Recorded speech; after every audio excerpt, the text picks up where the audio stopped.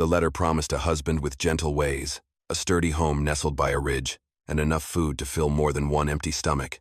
Lena Whitlow had folded it beneath her pillow on the long train ride west, fingering the paper until the creases grew soft. But when she stepped down at Ash Hollow Station, no man waited, only a barefoot boy with sun-bleached hair. "Pa's dead," he said, the words cracking the air sharper than the train whistle. "Snakebite. We buried him ourselves." Behind the departing train's steam, Lena saw 7 pairs of hungry eyes watching her from the platform's edge.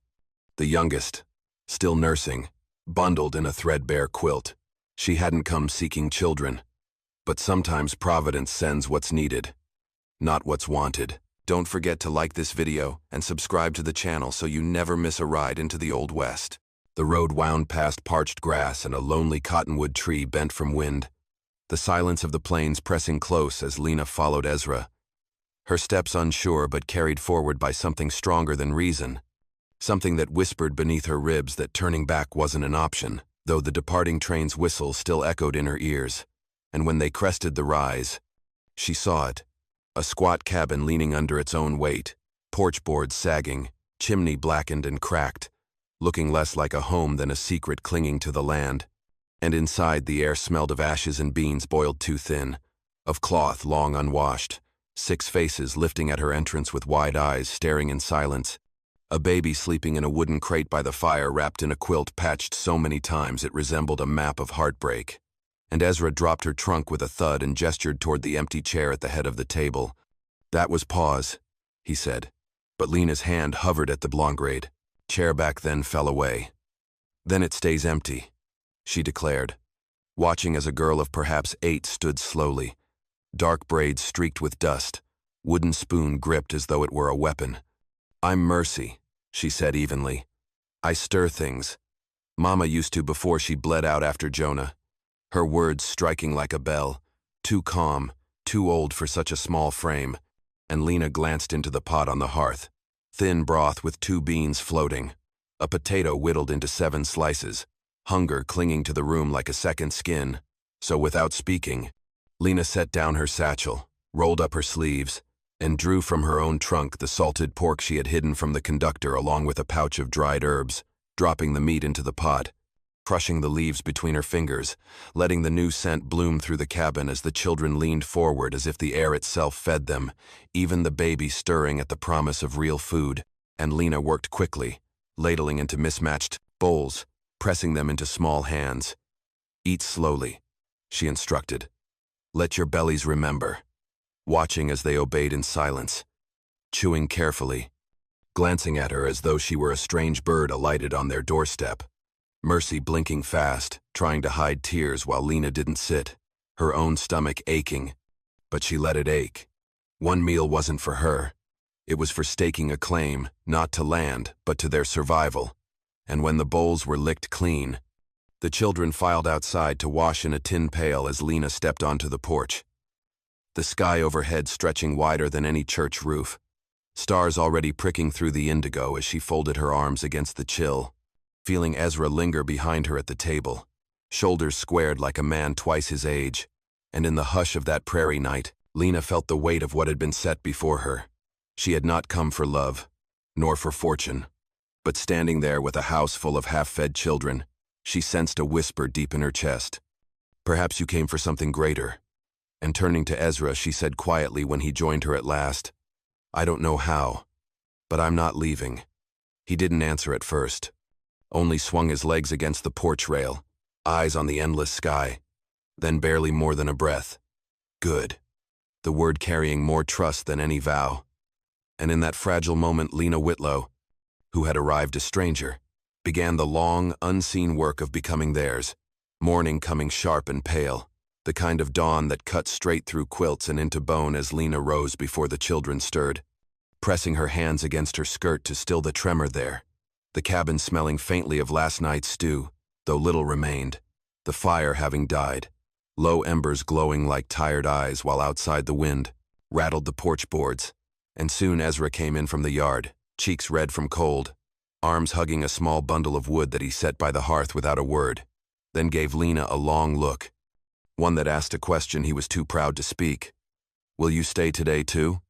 So she answered with action, kneeling by the fire, coaxing it back to life, feeding the flames patiently until warmth licked at the air again. The baby in the crate squirming, fussing as Mercy moved to hush him. But Lena stepped closer, lifting the small body into her arms, finding the child lighter than a loaf of bread, his skin warm but too thin as she rocked him, humming a hymn half forgotten from childhood. And the cabin seemed to exhale. And when the others woke, they shuffled to the table where empty bowls waited, Lena placing her palms on the rough wood. "We'll need more than scraps if we're to make it through," she said, asking, "What do you usually eat?" To which Ezra answered, "Cornmeal when we got it, wild onions, sometimes a rabbit if the snare catches," while 4-year-old Samuel added, "Pa shot a deer once," his voice wistful as if describing a miracle, and Lena nodded.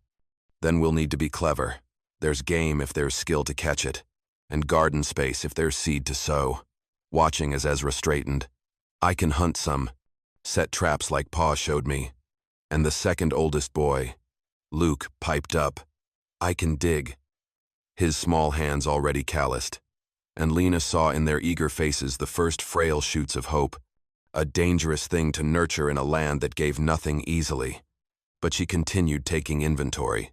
3 cups of cornmeal in a jar, half a sack of dried beans, a few wrinkled potatoes, a small pouch of salt, precious little else. "What about chickens?" she asked, remembering Silas's letter. And Mercy answered, 2 left. Fox got the others, pointing to a makeshift coop visible through the cracked window, and Lena calculated quickly. With care they might have eggs again by spring, but that left the long stretch of winter to survive, the bitter months when even the hardiest settlers sometimes failed. And looking at the 7 faces watching her, Ezra the oldest at 10, then Luke, Mercy, Samuel, twin girls Hannah and Ruth so identical they seemed to share one shadow, and baby Jonah, she knew they'd need more than what these walls contained. "Is there a town nearby?" she asked, to which Ezra nodded. "Rimrock, half-day's walk." And then after a pause, "Most folks there gave up on us after Pa took ill the first time." His voice matter-of-fact, free of self-pity, and Lena understood the weight behind his words. These children had already been abandoned once by their community, left to fend with whatever scraps of charity might be tossed their way. But charity was a fickle thing, especially on the frontier where each family fought their own battle against the elements, and she wouldn't build their future on the unreliable kindness of strangers. "We won't be asking for handouts," she said firmly. "We'll offer fair trade. I can sew, mend, read and write letters for those who can't," watching as Mercy's eyes widened. "You know your letters?" the girl asked with such naked longing that Lena felt her throat tighten. "I do, and you'll learn them too. All of you." Making her first promise to these children who'd heard too many broken ones. But learning would come after eating, after warmth, after the immediate needs that couldn't wait. And so the day unfolded in a flurry of small, necessary tasks, Lena taking inventory of every corner of the cabin, finding a rusted axe behind the woodpile, 3 fishing hooks tangled in a tin cup, a Bible with family names recorded in fading ink on its first page, a single dress of their mother's folded in a trunk as if awaiting a return that would never come, and most precious, a small leather-bound ledger where Silas had kept his accounts, the last entry dated just 3 days before his death, the final words scrawled in a shaking hand. "Lord willing, the woman comes with spring, and these children find mercy again." Words that settled in Lena's chest like a stone, for she had come not with spring but with winter's edge, and mercy was a thin thing to stretch across 7 hungry mouths. But she turned the page and in her neat script began a new accounting. Not of money, for there was none, but of resources.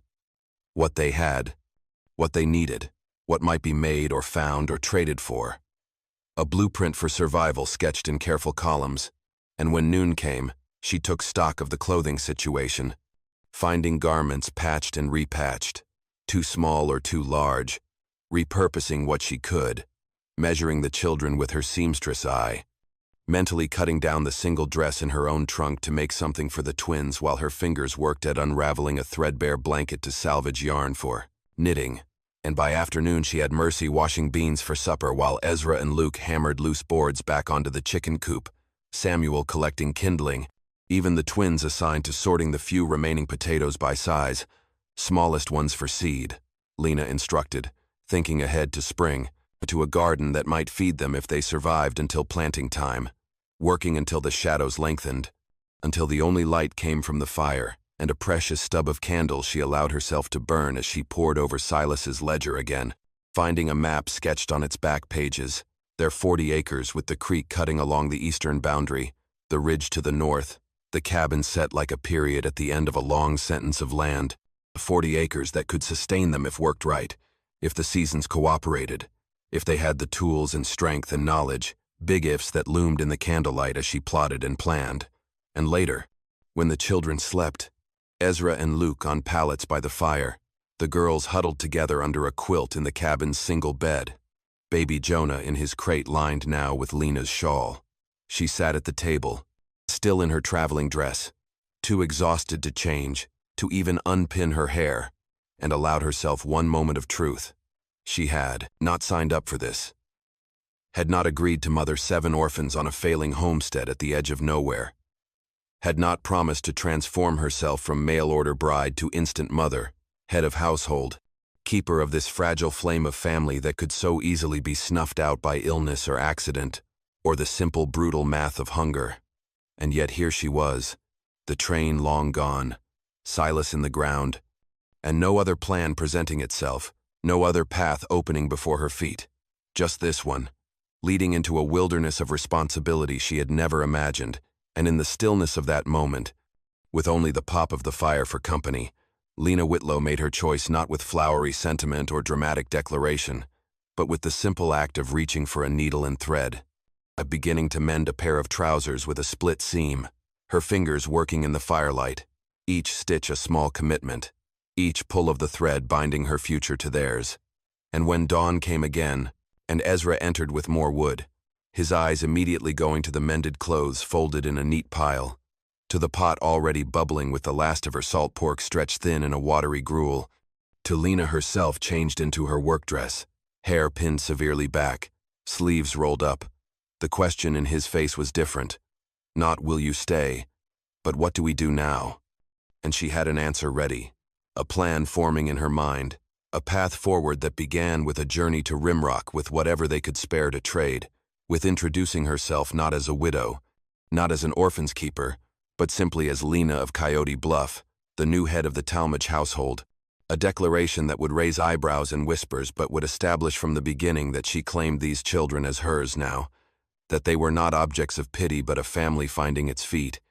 And as the new day unfolded with a list of chores assigned and breakfast portioned out with careful fairness, Lena felt something shift within her, a settling of her spirit into this unexpected role, a recognition that perhaps she had been preparing for this moment her entire life without knowing it. All those years of service and solitude, of learning to make do with little, of keeping her own counsel and finding strength in silence, now revealed as apprenticeship for this, the hardest, holiest work she would ever do, becoming mother to 7 children who belonged to another woman's body but now, by choice and circumstance, to Lena's heart. The weeks unfurled like a length of rough homespun, each day bringing new challenges as Lena worked to transform 7 strangers into something resembling a family, standing beside Mercy at the hearth, guiding the girls' hands as they kneaded the first precious batch of flour bartered for Lena's mending skills in Rimrock. Not too hard now, like you're cradling a baby chick, she instructed, watching approval bloom in Mercy's eyes when the dough rose under her ministrations, a small victory in the daily war against hunger, while outside Ezra and Luke struggled with the ancient axe, splitting logs under Lena's careful supervision. The wood's like a person, she told them. It has its own grain, its own way of wanting to break, knowledge she'd gleaned from watching her father before consumption took him when she was scarcely older than Mercy. And the boys nodded solemnly, adjusting their grip, finding the natural seams in the wood, their small shoulders straining with effort that would eventually build muscle where there had been only sharp angles and jutting bones.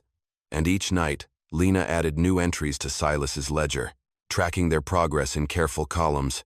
3 eggs today. A rabbit caught in Ezra's snare. A cup of dried beans traded for Luke's labor helping the blacksmith's wife. Small gains against the vastness of their need, but gains nonetheless.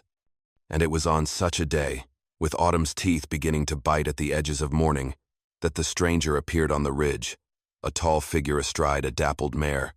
Watching the cabin long enough that Lena called the children inside, positioning herself on the porch with Silas's ancient rifle, a weapon she'd never fired but would if necessary.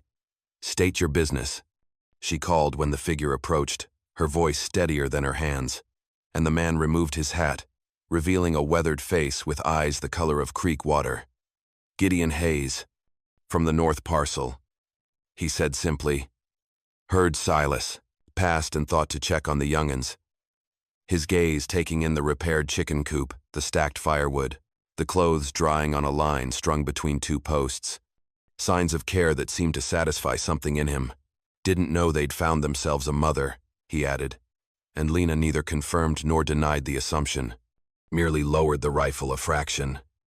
"We're managing," she replied, a statement that was both truth and brave fiction, for they were surviving but barely, each day a calculation of need against resource, of 7 appetites against dwindling supplies, and perhaps Gideon read this in the thinness of her face, for he nodded once. "Got a field of winter wheat coming ripe," he said, eyes shifting toward his own distant homestead. "More than I can harvest alone." An offer wrapped in dignity, and Lena recognized it for what it was. Not charity, but the frontier's economy of exchange, of labor for sustenance, of hands helping hands. "Ezra and Luke are strong workers," she said, maintaining the fiction that it was the children's labor being bartered rather than Gideon's kindness, and from that day, a tenuous alliance formed. Gideon appearing every few days with extra that wasn't extra at all. A sack of cornmeal, 2 jars of preserved peaches, a mended harness that might fit that old plow in your shed. Offerings that Lena accepted with grave thanks, while insisting that the boys work off the debt. The twins helped pick the last of his garden beans. Mercy mined his chickens when he made monthly trips to Rimrock for supplies, establishing a pattern of reciprocity that allowed pride to remain intact on both sides. And with Gideon came knowledge, which plants spoke of approaching storms, how to bank a fire to last the night, where to find wild onions when snow covered the ground. Wisdom of the land that Silas might have passed to his children had he lived. That Lena now absorbed like parched earth takes rain, filing away each lesson, practicing in stolen moments when the children slept, determined that they would not perish from her ignorance.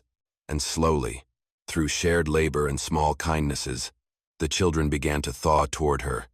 Mercy seeking her approval with a well-turned biscuit, Samuel bringing her interesting stones and feathers found during his wanderings, the twins allowing her to brush and braid their hair each night, humming tunelessly as she worked the tangles free.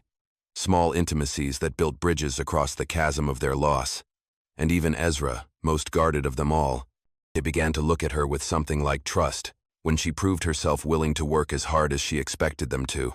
Her hands blistering, then callousing as she learned to split wood herself, to repair the sagging roof before winter set in, to butcher the old hen that stopped laying, using every part down to the bones for broth, showing them that nothing and no one was expendable in their fragile economy, and with these labors came routine.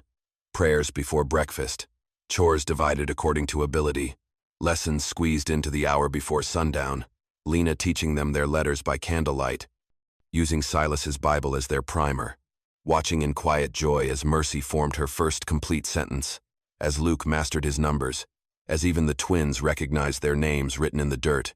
Knowledge like seeds planted for some distant harvest, and in this way autumn surrendered to winter, the first snow falling like a declaration, transforming their world overnight from browns and faded golds to a brilliant, dangerous white, beautiful and merciless as winter on the plains always is. The temperature plummeting until breath-frozen clouds and water solidified in buckets. The cabin's walls suddenly seeming thin as paper against the howling wind. And it was during the third blizzard, with snow piling against the windows and filling the path to the outhouse, that Ezra collapsed, his face burning with fever, body racked with a cough that came from deep in his chest.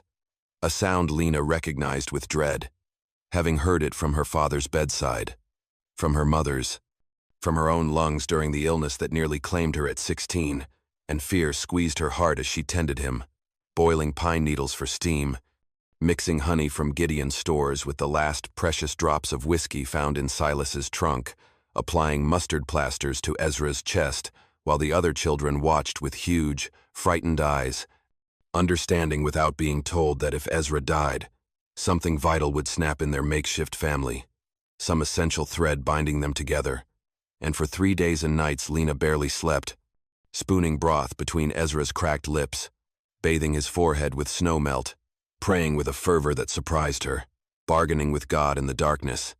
Take me if you must take someone, but not him. Not yet. Not when he's carried so much for so long. And, on the 4th morning, when his fever broke and he opened his eyes, clear and present for the first time in days, something shifted in the cabin's atmosphere. A collective exhalation of relief, but also a deepening, as if they had all passed through a crucible together and emerged changed, bound by something stronger than circumstance or convenience, something approaching love, though none of them would have named it such. And it was during Ezra's recovery, as he lay bundled in quilts beside the fire, that he spoke of his father's last days, of words murmured in delirium about the woman who would come, the letter he had sent east with the last of his money, his desperate hope that she might still arrive even if he did not live to see it. He said you'd have gentle hands, Ezra whispered, eyes on the flames. And you do, when it matters. A simple observation that pierced Lena more deeply than any declaration of affection could have. And that night, unable to sleep, she lit a precious candle and returned to Silas's ledger, paging through entries she had read before but now saw with new understanding. Not just accounts of crops and livestock, of debts and payments, but a man's struggle to hold his world together as it unraveled, his desperate calculations to feed 7 mouths with dwindling resources, and in the back pages, in a different ink, she found what she had missed before, a letter never sent. To whom it may concern, should fate claim me before Miss Whitlow's arrival, know that my final wish is for her to remain if she so chooses, to raise these children as her own, to hold this land in their name until they come of age, this being my last will and testimony before God and man. The words signed with a shaking hand, witnessed by Gideon, whose signature confirmed what Lena now understood. Silas had known he was dying, had prepared as best he could, had entrusted his most precious possessions to a woman he had never met, an act of desperate faith that humbled her, and in the quiet of that winter night, with the blizzard still raging outside and 6 sleeping children under her care, Lena made another choice, deeper than the first. Not just to stay until spring as she had initially planned, not just to see them through immediate crisis, but to become what Silas had hoped for, what these children needed, a mother not by blood but by choice, by daily acts of care and presence, by the slow, patient work of knitting their lives together. And with this decision came a fierce protectiveness she had never known herself capable of, a willingness to fight anything that threatened them, hunger, illness, the elements, even the law itself if necessary. And as if testing this resolve, winter tightened its grip, February bringing the coldest snap in memory according to Gideon, who broke trail through waist-deep snow to bring them a haunch of venison and news from Rimrock, grave tidings of 3 homesteads lost, families either perished or fled back east, the unsaid implication hanging in the air that many had expected the Talmadge place to be among the casualties, the fatherless children and city-bred woman unlikely to survive nature's onslaught. And Lena received this unspoken doubt with a lifted chin, offering Gideon coffee boiled from roasted barley, biscuits made with rendered fat instead of butter, signs of adaptation and ingenuity that did not go unnoticed. "You've surprised folks," he said finally, hands wrapped around the steaming cup. "Not me," he added after a pause. "Saw it in you that first day," a compliment delivered so matter-of-factly that Lena could only nod, understanding that in Gideon's economy of expression, these few words represented high praise indeed. And before leaving, he mentioned almost casually that the spring supplies would be coming by wagon train in April, that he had taken the liberty of placing an order for seed corn and 2 laying hens in the Talmadge name, his way of saying he believed they would still be there when spring broke, still fighting, still growing, and Lena accepted this vote of confidence with the same dignity with which it was offered, walking him to the door, standing on the porch as he mounted his horse, the two of them surveying the vast whiteness stretching to the horizon, the smoke from their chimney, the only movement in a frozen world. "We'll make it," she said, not as a question but as a statement of fact, and Gideon nodded once. "Never doubted," he replied, then turned his horse toward home, leaving tracks that the snow would soon erase, temporary as all human passages across this ancient landscape.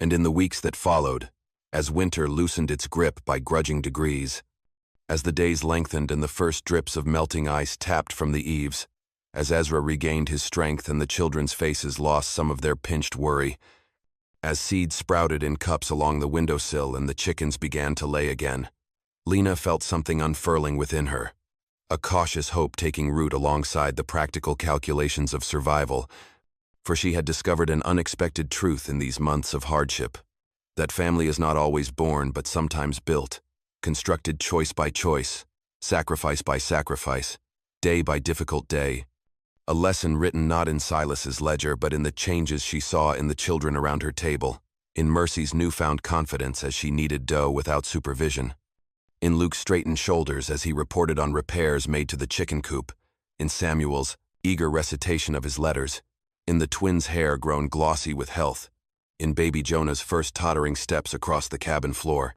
in Ezra's quiet "thank you" each night before prayers. Simple words that contained universes of meaning, acknowledgement of what they were becoming together, not replacement parts trying to reconstruct what was lost, but something new, something whole in its own right.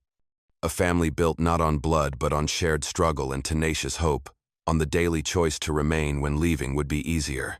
And as March yielded to April, as the last snow melted into mud and the first green shoots pushed through the soil in the newly turned garden, Lena stood on the porch at dawn, watching the sun rise over land that no longer seemed alien to her, listening to the stirring of children who no longer felt like strangers, and knew with bone-deep certainty that whatever challenges still awaited them, and there would be many, they would face them, together, bound by ties they had forged themselves, stronger for having been tested, determined to build something lasting on this harsh but promising land.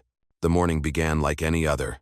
Lena up before dawn coaxing life into the cook stove, Mercy sleepily grinding coffee beans, the twins setting the table with their mismatched plates, Ezra and Luke already out feeding the animals, Samuel collecting eggs with careful hands, and baby Jonah babbling from his corner, ordinary movements in the dance they had perfected through winter's crucible into spring's uncertain promise, the cabin now bearing marks of their shared life, herbs hanging from the rafters, children's drawings tacked to the walls, a row of different-sized boots by the door, the Bible open on the side table to that morning's reading, all evidence of roots taking hold, of lives being built rather than merely survived.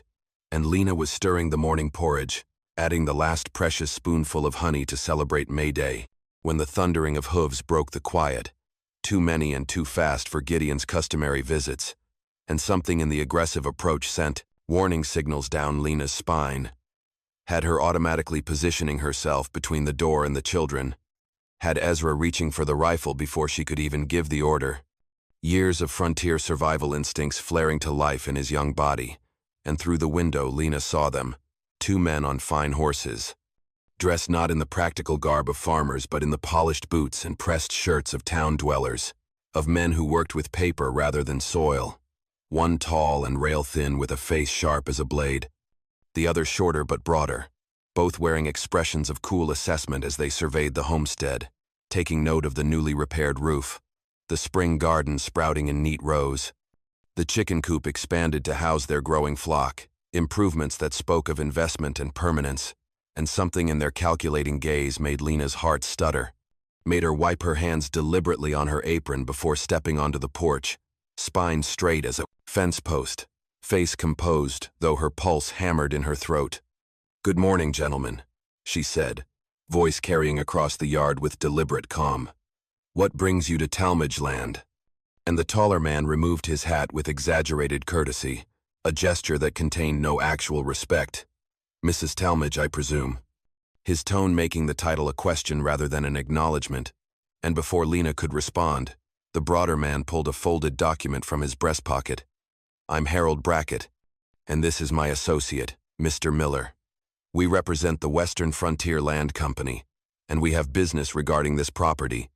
Words that fell like stones in still water, ripples of threat spreading outward, and Lena descended the steps with measured tread, accepting the paper with steady hands though dread pooled cold in her stomach, eyes scanning legal language that twisted and turned but whose meaning became horrifyingly clear.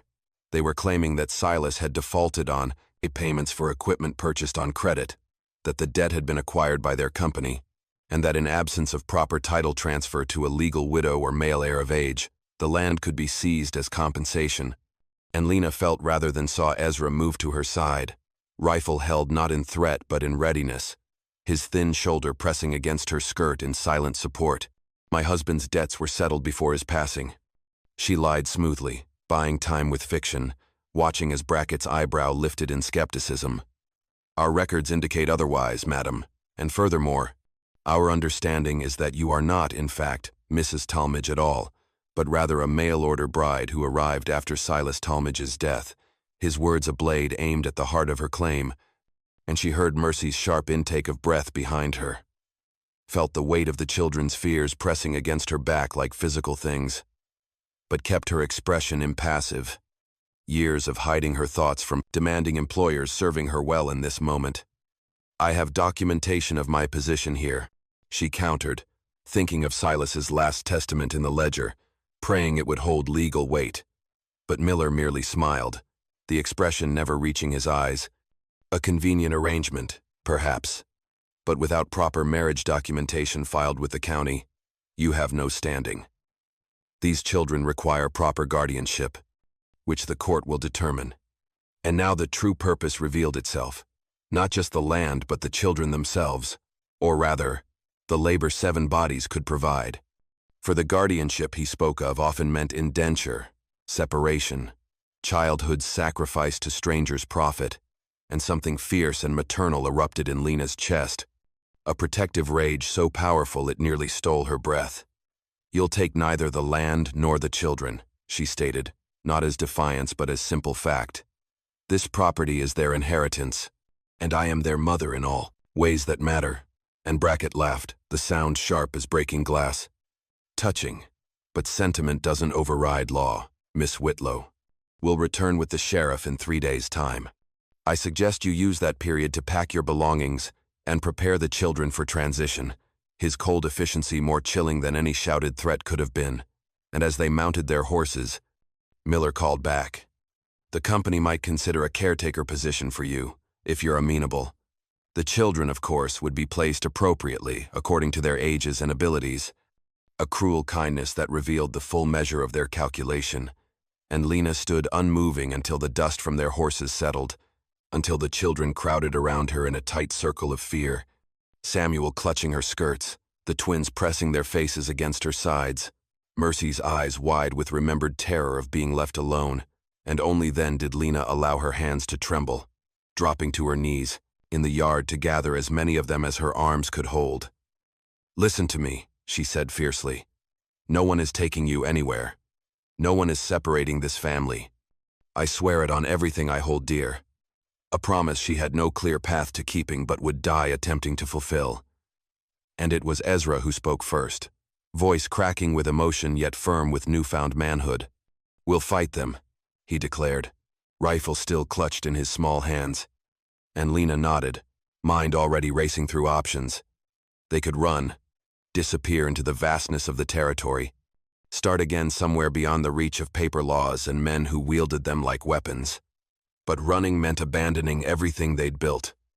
The garden just beginning to flourish, the repaired roof that didn't leak, the memories of Silas held in these walls, and something in her rebelled against surrender, against allowing injustice to drive them from land watered with their sweat and tears. So instead she rose, brushing dust from her skirts with deliberate calm. "Ezra, ride to Gideon's. Tell him what's happened. Luke, finish the morning chores. Mercy, see to breakfast. We don't waste food, not even today." Practical orders that gave them purpose, that reminded them life continued even under threat. And as they scattered to their tasks, Lena returned to the cabin, pulling Silas's ledger from its shelf, fingers tracing his final testament, the words suddenly seeming fragile against the weight of official documents, of men who made their living turning paper into profit regardless of the human cost. And for the first time since arriving at Coyote Bluff, Lena allowed herself a moment of despair, of wondering if she had been foolish to believe they could forge a life here, to imagine that love and labor alone could secure their future. But the moment passed quickly, burned away by the memory of winter survived, of Ezra's fever broken, of first seeds sprouting in soil they had enriched with their own hands, of promises made and kept day after difficult day. And when Ezra returned an hour later with not only Gideon but also Otis Klein from the Southern Property and Mrs. Penhaligon from the Crossroads, Lena felt the first stirring of hope. For these neighbors who had initially viewed her with suspicion now stood in her yard with resolute expressions, with rifles casually displayed, with wagons containing tools and supplies, with children in tow as if to say, "We stand together as families." And Gideon approached her directly, hat in hands, voice gruff with uncharacteristic emotion. "Silas was a good man who helped us all at one time or another. We won't see his children scattered, or his land stolen by paper pushers." Simple words that carried the weight of community judgment, of frontier justice that sometimes ran parallel to official law, but didn't always align with it. And throughout that day and the next, more neighbors appeared. The blacksmith and his wife, two families from beyond the creek, even the circuit-riding preacher who happened through with fortunate timing, each bringing something to offer: legal knowledge, carpentry skills, extra hands for hastily organizing the homestead into its most impressive appearance, and most importantly, their physical presence, their silent statement that the Talmadge place was under community protection. And during those frantic days of preparation, something shifted in the children's understanding, in their perception of their place in the world, for they witnessed adults beyond their small family circle fighting for their right to remain together, choosing to stand with them against outside threat. And Lena watched Ezra's back straighten with new pride, saw Mercy directing younger women in the kitchen with unexpected authority, noticed Luke explaining to neighbors' children the irrigation system he'd helped design for the garden, all of them suddenly seeing their home through others' eyes and finding it valuable, worth defending. And when the third morning dawned, they were ready, the house clean to gleaming, the yard swept, the garden weeded, smoke rising confidently from the chimney, and more importantly, 20 neighbors positioned strategically around the property, some openly visible on the porch and in the yard, others less obviously stationed behind the barn or at the edge of the fields, a show of collective force that made Lena's throat tight with gratitude. And when hoofbeats announced the return of Brackett and Miller, now accompanied by a thin man with a silver star pinned to his vest who must be the sheriff, she stood waiting on the porch steps, Silas's ledger in one hand, the children arranged behind her, Ezra at her right shoulder with the rifle, Gideon at her left, with his weathered face set in uncompromising lines, a tableau of family and community united. And she saw the moment Brackett recognized the situation, watched his confident expression falter as he counted the neighbors, the rifles, the wagons indicating people had come from distance and planned to stay, elements he hadn't factored into his calculations of easy profit. "Sheriff Jenkins," he began, voice pitched to Carrie, to establish official authority. "We're here regarding the Talmadge property claim, as discussed." But before the sheriff could respond, Lena stepped forward, drawing forth the ledger Silas had left along with the letter she had read by lamplight, words still etched into her heart.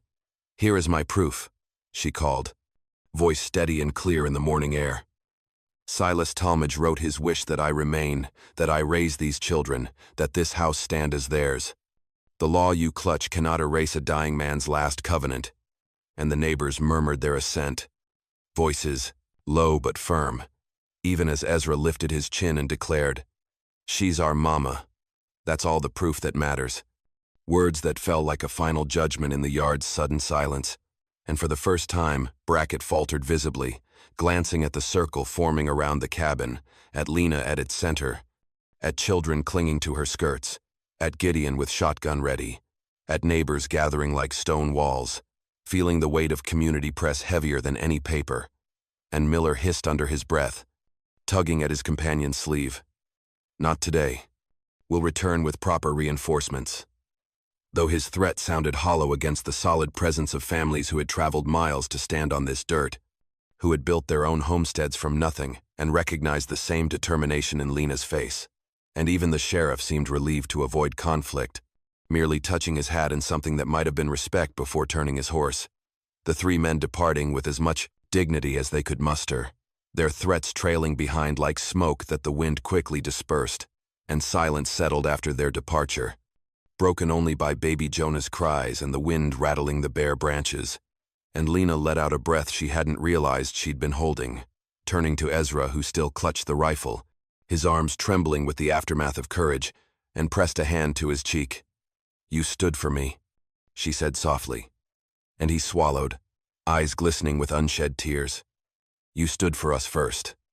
A simple statement that contained all the history of their months together, all the silent battles fought and won, all the moments of care that had gradually transformed stranger into mother, while Mercy laid her small hand atop Lena's and whispered, "They'll come back," giving voice to the fear still hovering at the edges of their victory.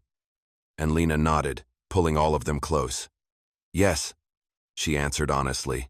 "But so will we, stronger every time." A promise she intended to keep through whatever challenges lay ahead. And that night, after the children slept, the neighbors lingered, speaking of debts repaid, of rebuilding fences together, of watching the ridge for riders, the air in the cabin thick with smoke and fatigue, but also with a new certainty as Lena realized she no longer carried the burden alone, that the cabin was no longer a fragile shelter standing against the world, but a cornerstone braced by many hands, part of something larger than itself. And as she closed the ledger and set it back on the mantel, she whispered, "Not by law, not by blood, but by choice. And choice will always win." Words that became their family motto in the years that followed. And by the time the last snow surrendered to spring, the cabin on Coyote Bluff no longer resembled the forlorn hut Lena Whitlow had first entered. The roof stood straight with Gideon's new planks, the windows patched with wool and flour sack, curtains Mercy had stitched herself. Ezra had hammered together a rough swing that creaked from the porch beam where the younger boys jostled for their turn. Even the chickens strutted proudly in a proper coop, clucking as if the land itself had forgiven their losses. And inside, the air smelled not of ash and thin broth, but of bread, stew, and soap, the babies gurgling from their cradles, Mercy scolding her brothers with the voice of a matron twice her age while they only laughed. A sound Lena treasured, for it was proof that broken things could be mended. And Ezra, taller now, carried himself with the gravity of a man in the making, often pausing to watch the horizon as if standing guard against future threats. His vigilance a reminder that what they had built remained vulnerable yet worth any price to protect. And Lena often paused at the doorway, pressing her hand against the frame as though to remind herself this was real. She had arrived empty-handed, a stranger summoned by a Samten Dinere, dying man's letter, but had become the cornerstone of a home, not by marriage vows, not by the law's decree, but by choice that had been tested and held fast, by daily acts of fierce love disguised as ordinary care. And one warm afternoon, as neighbors gathered in the yard, Otis Klein bringing nails, Mrs. Penhaligon bringing pies, others carrying seed for planting, all working together to mend fences and trim the yard. Lena set the ledger on the mantel and carefully inked the last line. Lena Whitlow Talmadge, head of household by heart, if not by law. Words that Ezra read over her shoulder with solemn pride. "That's the truth," he murmured, "and no one can take it away." Simple recognition of what they had forged together through winter's hunger and spring's uncertainty. Not a replacement for what was lost, but something new, something sturdy enough to weather whatever storm still gathered on the horizon. And as the sun lowered, Lena sat on the porch swing with the babies in her lap, her gaze on the distant line where earth met sky, where future threats might emerge but also where tomorrow's promises waited. And Gideon leaned against the porch rail, arms folded, eyes watchful as always, but tonight his expression easier, softened by something like peace. "You've built more than a home," he said quietly, words carefully measured as was his way. "You've built a fire that others gather to." Silas couldn't have asked for more. a compliment that made Lena swallow past the lump in her throat before responding. It wasn't me alone. It was all of us choosing day by day. And Gideon nodded, tipping his hat in acknowledgement. And that's the kind of foundation no storm can sweep away. Wisdom from a man who had seen homesteads rise and fall, who recognized the difference between structures built on paper claims and those anchored by something deeper. And the children tumbled into the yard, chasing fireflies that winked to life in the dusk, their laughter rising to mingle with the creak of the swing and the steady thrum of life continuing against all odds. A symphony of ordinary moments that together composed something extraordinary. A family created not by blood or law but by 1,000 daily choices to remain, to care, to build when destruction would be easier. And later, when stars blanketed the prairie, when the children slept in beds that no longer felt borrowed, Lena wrote one final note and tucked it into the ledger beside Silas's last words. If you find this house, know that none of us were born lucky, but each of us chose to stay, chose to love, chose to build, even with nothing. If you are lost, hungry, or unsure whether the world still holds people who won't let go, come in. There is soup on the fire and a bed in the corner. We've been waiting for you. An invitation to the future, to strangers who might one day stand where she had stood, facing impossible choices with nothing but courage and hope to guide them. And she closed the legend book, kissed the sleeping baby in her arms, and let her eyes rest on the children sprawled across quilts stitched from scraps. This patchwork family sewn together by necessity but held now by something far stronger. This cabin no longer just Silas Talmadge's house, no longer only hers, but theirs, woven from grief and laughter, scars and stubborn hope, a home forged not by fortune, but by the fiercest truth the West had ever known. Love chosen is stronger than blood.